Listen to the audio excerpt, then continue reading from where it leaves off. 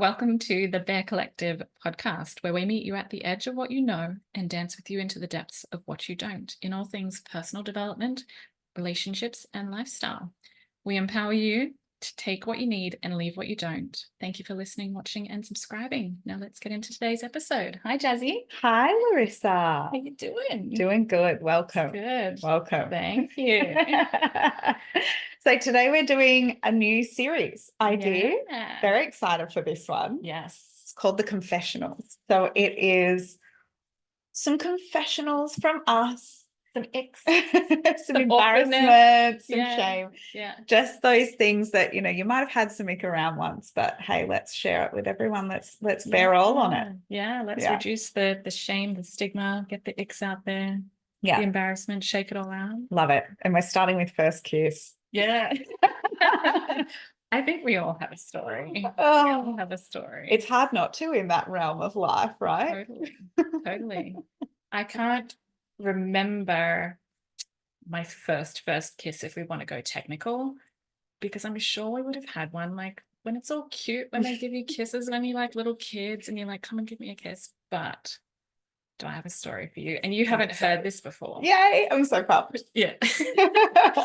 I still feel a bit of tinge of embarrassment here, but anyway. Let it out. Let it out for everyone. So I totally remember my first kiss in grade 7. I was dating a guy by the name of True, which is a super interesting name at that time. Very modern name. Very modern name for its time. Yeah. It was a little while ago.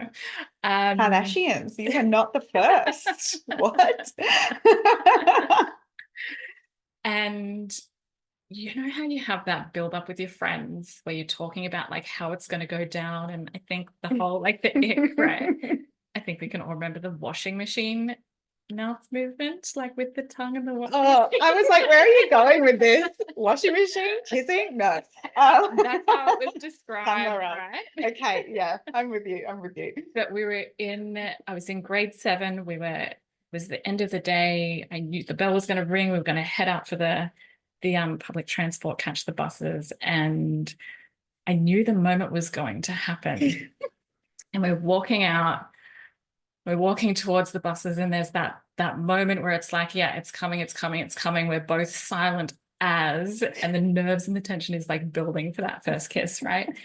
And then we go in for the kiss, lock in, then kind of like go away, get on the bus, and my brother was right behind me. Oh, Clay. Oh. So my brother witnessed my first kiss. I bet he still remembers this, like to this day. If not, he might when he hears this. Yes, scarred for life.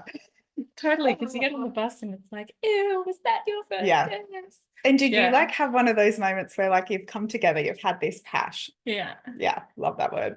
And then Mac on. Yeah. We could go for days. And then it's like you separate and it's like it never happened. Like no one's talking to one another. You're not even sitting holding hands on the bus. Like it's just like pash, see ya. Pash and dash. Pash and dash. We'll get to totally. Yeah. Yes. Yours? Oh, one of them. I got a couple. You got a few? Yeah. Tell us. Got a couple. My passion, I'll tell you my passion dash. It's not my first pash, but it's how I first kissed my husband. It's going to be a cute story. It's too cute. It's not shameful. My other one is shameful, although there was such a moment of embarrassment. Yeah. So I'd been out with a group of girlfriends. We were all sitting around like talking about this guy I was seeing who like I'd known before, but never anything romantic. Anyway, we were all planning how I should go about it. I was like, I want to kiss him. Like, we haven't kissed yet. We've known each other for so long. How do I go about this? Yeah. And then I was like, I keep having this thing in my head that I just want to like pash him and dash. Were you dating at the time? Like we had gone on like one really casual coffee date, and both of us thought, you know what, we're friends. Like we don't know where this is going. We don't know what this is turning into. So there was really no like pressure. And then I think we'd been talking a lot after that, and then I was drunk and I was like, I'm doing it. Let's see if there's any chemistry. That liquid courage. 100%. I had loads of it. And then, yeah, so he worked in finance, but then on weekends he would get some extra cash on the door at a local bar that one of our friends owns. And I pull up in the cab, all my girlfriends in the car, like they all get out and lead. I was like, you've all got to go first. They all go first and lead. And then it's just me left at the precipice, like at the door. And he's standing at the door and he sees me. And I just walk up, say nothing, and just grab him and my pinch God. him. And he doesn't react. And I was like, okay, Like then. he doesn't hit back. He doesn't hit back. It was like he was stunned. So you were left doing the washing machine by yourself. By myself, tongue in the air, camera watching us. His mate who owns the bar probably inside watching this awkward moment. Like, this is on film somewhere. Yeah. I walk inside and I walk in and I just sit down with my friends and I'm like, that was not good. 2 minutes later, like, he walks in, grabs my hand, and he's like, come back out the front. And then we have our first like actual good kiss, and it was good. That's my Happy passion ending. dash story. my Yeah. gosh. But the shame was that initial moment of like, How'd you He- feel going he back didn't into like all your me. girlfriends? Like being like, I was like, this guy doesn't like me. Like, and yes, that's happened before, but I think with him, I really wasn't expecting that. I don't know. I thought we've known each other. Yeah, in my head, it was so good. It was this moment, and then I'd so love nothing. to hear what he thinks. Like, was Yeah. shock. And he and I have talked about it, and like he has a very similar perspective to me, where he was just like, did that just happen? Yeah. Like, I've blown it. I've absolutely blown it. Blown away by how amazing it is.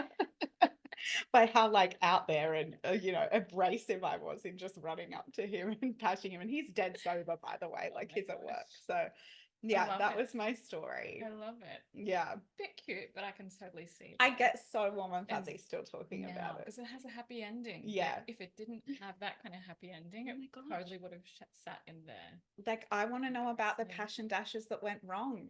I really do. Tell me more. And we're going to leave like a little link somewhere in the bio for you to share your stories with us. But we'd love to hear them. Share them all. Passion dashes. I can't remember that I've had any of those. You Used to have like blue light discos at school. Oh my gosh. There was a couple. Don't get me started.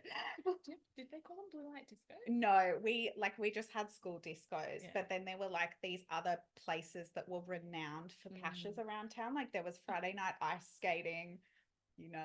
There was like the Mercury, the underage parties at the Mercury, and my high school friends would come back. I wasn't allowed to go, but my high school friends would come back and they would be like, hooked up with 16 guys. Oh my gosh. At the Mercury. So it was like a battle of the lips.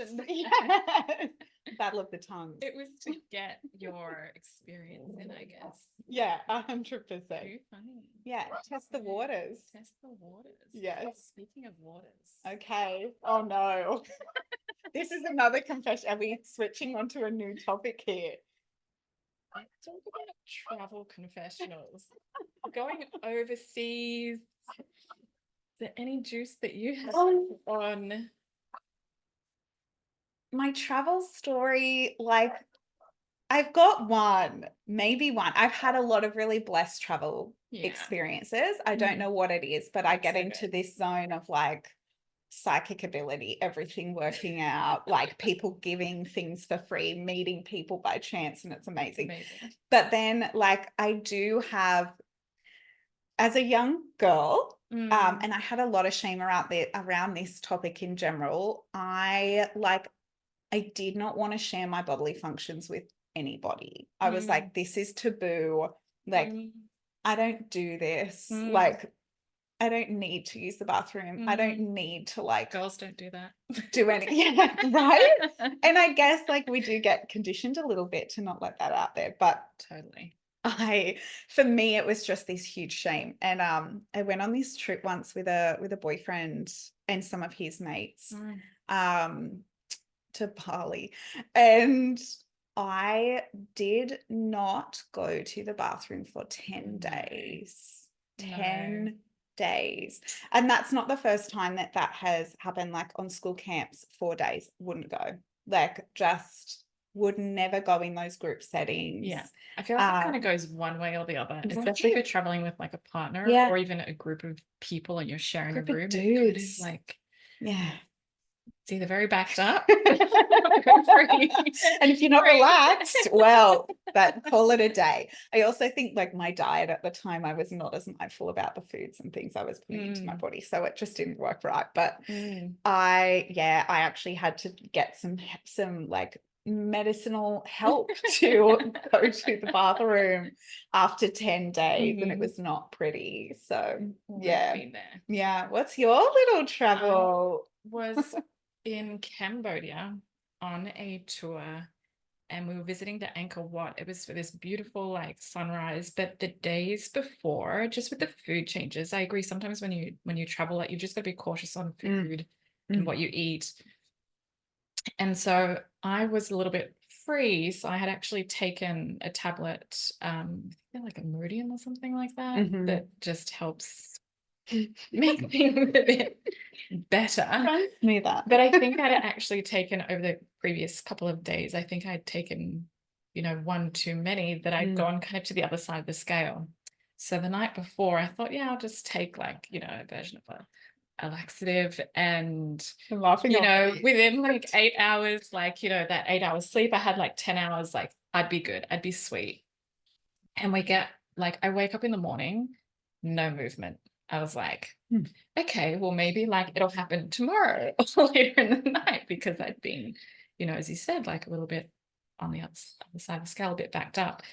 And so we get there to the Angkor Wat, we go to wait for this beautiful sunrise, and all of a sudden it hits. Oh no. And you can just feel it. My stomach literally dropped. And my tour leader had kind of like gone off because he had set us all up, and I was with random people that I didn't know. And I was like, oh my gosh, I need to go to the bathroom, and I need to go now. Like this was not going to wait. No. So I found somebody else who had like a tour guide type shirt on, and I was like, bathroom. And again, foreign country, Are you different in language. another language? Right. Yeah, Right. different language, Cambodia, different like signs, not kind of like there. So they point me in two directions. One was either down this long pathway that went off into like a forest, and I'm like, Safe. yeah. Or, go through these building blocks, go down here, turn this way, turn this way, turn this way. And anyone who knows me, I'm geographically challenged. First in high school in geography, but geographically challenged. Anyway, so I head along to this path, and I'm like, oh, I see somebody else wearing one of these tour shirts. So I ask them and get a couple of directions. And then I eye the bathrooms, and there's like 10 lined up in a stall. And as I'm going past, there was a man with a sign who was like yelling out something in a foreign language that I didn't know, but I really just had to go. I'm surprised you made it this I far. You've done well. I was doing like the hot shuffle, but I didn't know whether I had to like pay, because again, in Australia, we don't have to pay for going to the bathroom, or mostly. Right. But in foreign countries, you've often got to pay. And anyway, I just jetted past this person. I didn't know what they were saying. I was by myself. I just jetted, eyed those toilets, got to the first one, looked in, and it was one of those squatting toilets. And I've never been on a squatting toilet. No, I to this day haven't. Like, it's an experience? It's totally an experience. So I go from stall 1 all the way to stall 10 looking for this toilet. It's going to be like one that feels familiar, and they were all squatting toilets. So I go in. Oh no. There's nothing to fully close the doors. It feels like there's a peephole in this like door. There's no lighting. There's this trough in there. And of course, like in other countries, you've got to be respectful and mindful of like what you wear. So I had like pants on, I had the bag, and I had like the scarf and everything on. And so you're trying to hold everything up as you go. And then I realized that I had white shoes on. Oh, the backsplash. I see where we're going. I do. So it happens, and I go and I get up, and I had used my phone as a torch. Oh no.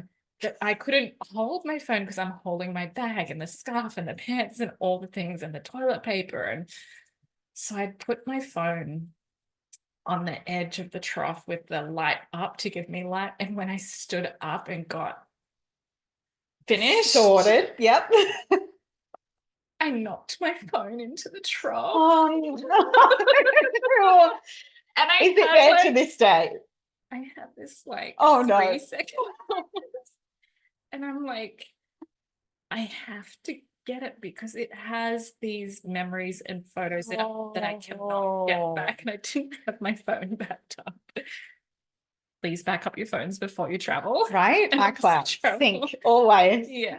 So I had to do that, then grab the hand sanitizer, and it was a whole. Oh my God, you did. You I did. did. I went there, and I How did far down? Like, did you? I'm so curious. Like, is it your wasn't- head it wasn't in? Like, elbow deep. No, like it was a little above the wrist. A little okay. above the wrist, but I had Okay. to. And yeah, there was nothing to wash your hands. Oh, I was girl. like sanitizing and getting water. And I mean, when you're on tours, I think, and you meet people, things happen, and so they become stories and they help you out. And like I had to confess to them, I was like, I stuck my hand in a trough and my phone, like, It's immediate shame release, just sharing it yeah, with but people. the anticipation of being like, I have to tell someone this because I need help with like the sanitizer and the washing and all the things. Yeah. Oh, but we have a good laugh about it now. But I tell you what, there's so many moments where I paused and so many moments of total embarrassment and definitely of shame and like reaching in the trough, like just knowing in this phone that I had these memories that I had to get, and having to kind of like admit that to someone, of like not leaving it there. Because I think in other settings, I probably would have left it. Yeah. Yeah, like if you'd just been like out for coffee with friends on a Sunday at home, like, Yeah. and that had happened, Yeah. luckily you don't have to Dunzo. deal with that really. Yeah. But yeah, you would walk away. Dunzo. But when you've just had this like beautiful experience in Cambodia and Yeah. you're not And I gonna had to make it leave back for the it. sunrise, which I Yeah. did. Yeah, well done. But as soon as I got back to the hotel, it was like shower, scrub, Oh, wash, everything. Yeah. yeah. What a I'm sure story. it's the only one. I'm sure there are some like Surely. travel stories or like Surely. first time relationship things. I mean, like the kind of newish goes, vibe of like being in a relationship. It kind of goes a little bit back to yeah, a vibe of like all the things you hide from your intentions. partner in the Yeah. early days. Yeah. Early days, Oh my or in my gosh. case, like 2 years, if you talk about bodily functions. I have a chat But with my still to this day. no. Oh my gosh, no. But he had to broach that first. Yeah. Like I really think, I don't know, that my heart and respect go out to the first person in the relationship who like breaks down that barrier, because then it's just like such relief for everybody else involved. I've had relationships where that barrier has been broken and ones where we've just held that mystery. Oh, And wow. I What? kind of How long for? just like where you still have separate bathrooms, or you go to the bath, like you find places that have bathrooms, or you just kind That of aren't pits in the ground. Yeah, it's in the ground, basically. But yeah, I like a little bit of that mystery and that separation. Yeah. Still. Yeah. Keeping But the romance fresh. alive. I mean, I remember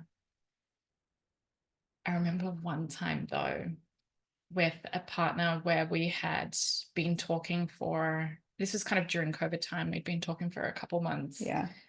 And we were meeting up for the first time, and I had to travel to where he was, and I was staying with him. And it was that first night where we were, going to bed, and we'd been out to dinner and it was super nice. And I was it a nice rich dinner? I was spicy dinner. holding, and I just remember I felt so embarrassed. I woke myself up out of my sleep. I can relate to this. Yes. So uncomfortable. And past era, as my nan would say, let Fluffy off the chain. I like nan. Like walking like a dog. And it woke me up out of my sleep. Yeah. And I was there, like eyes wide open, my mouth was open in shock of like, I can't believe that just happened. And it was so loud. I hope that he didn't hear. And I hope that he's not awake, and he was not snoring at the time. So I was like, oh my gosh, there's like no sounds indicating that he's like snoring, that he's like slept through it and didn't hear it. And it's just like me. And then I kid you not, I could not sleep, but within like half an hour, he did the same thing. And I felt Perfect. so much relief. Like, we're even. Yeah. We're mutual. Yeah. It's done. And if he heard you, he's also now heard himself. It's all good. The balance is restored. Yeah, I think the men are a bit more comfortable with it. Mm, Maybe not. No, mm, not all.